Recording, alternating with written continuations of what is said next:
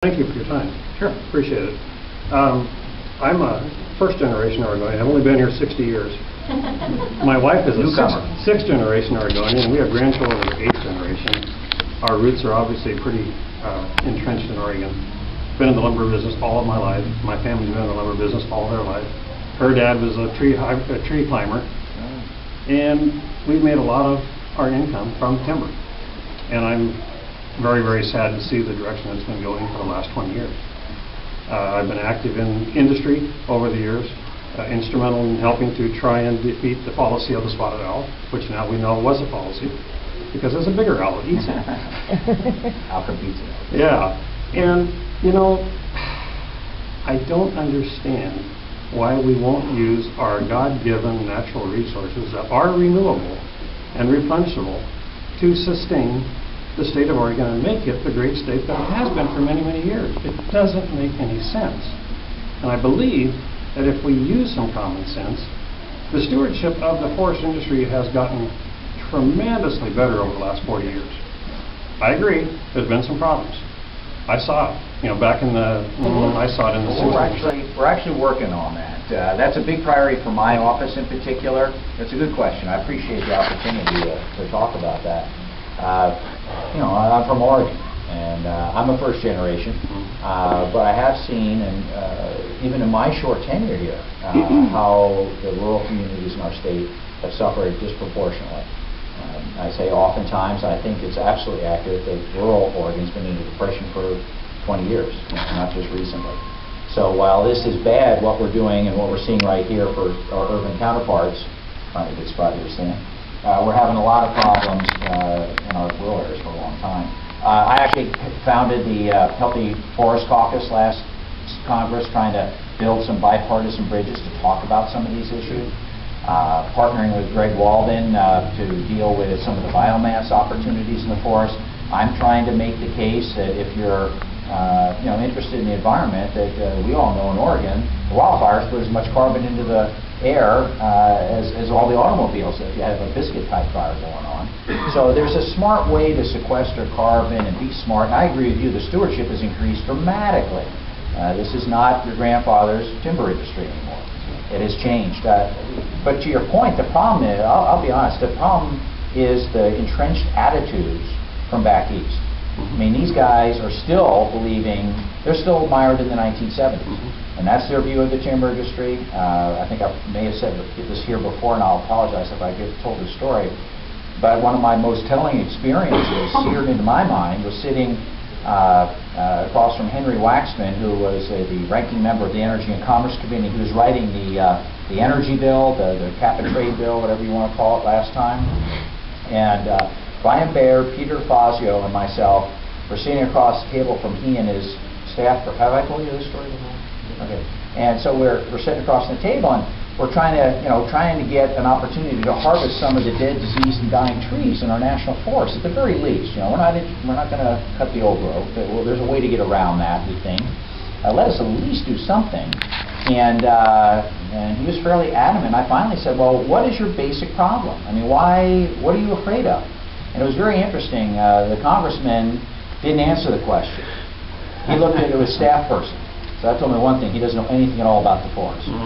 So then the staff person looks at me, as not very intelligent, 25-year-old young fella, and he says, "Well, Congressman, we're concerned about deforestation." I said, "What are you talking about, Brazil? I mean, this is America." And so it's obvious that we've got all this mystique. We've got a long way to go. But anyway, I'm working on that as a big top priority. To your comments specifically, we were able. The senators and myself in particular, we put a lot of effort into getting the president to include the county payments in his budget. And it's at a reduced level, but it's a piece. The other piece that he talked about in the State of the Union was selling off, excess federal property. And I like your idea. I think there's a smart way to work this, either with industry or the state of Oregon. I've talked to some of the timber companies, and even the state of Oregon's a better steward, if you will, in the federal government right now. Absolutely. And I think there's some great, and they also talked, Secretary Vilsack was talking in our Ag Committee about, well, geez, we don't have the money to manage these sales, the president's cutting my budget. So, okay, fine, let's use some of the cut off the sale for managing the timber to help pay your your people of the federal government to manage that land. I think there's a way to do this. So anyway, I'm on it. I think you're right on target. We actually were able to get it in the budget. That's huge. So I think the trick is to continue to work with other states across the country, from the southeast, where it's mostly private forests, out to the west here, where it's a lot of it's public forest. But I think there's an opportunity to have a reasonable dialogue. Hopefully we're past the timber wars. It's time to lay down the weapons of mutual destruction and see if we can get back on track. Thank you. Yeah, good question. Thank you. I'd also like to welcome State Representative Sarah Gelser, who's joined us. Good morning. Thanks for being here. The next question comes from 016. If you could raise your hand. Thank you. And then following him, 015. Thank you. Super. Congressman, are you familiar with the case of Private Bradley Mann? He is the accused WikiLeaks leaker. Oh, yes.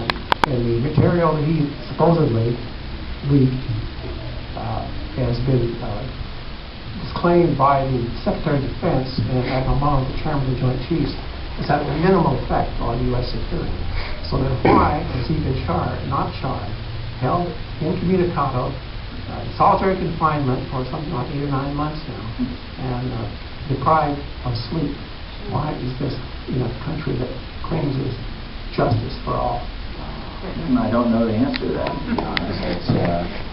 That's news to me, all the levels of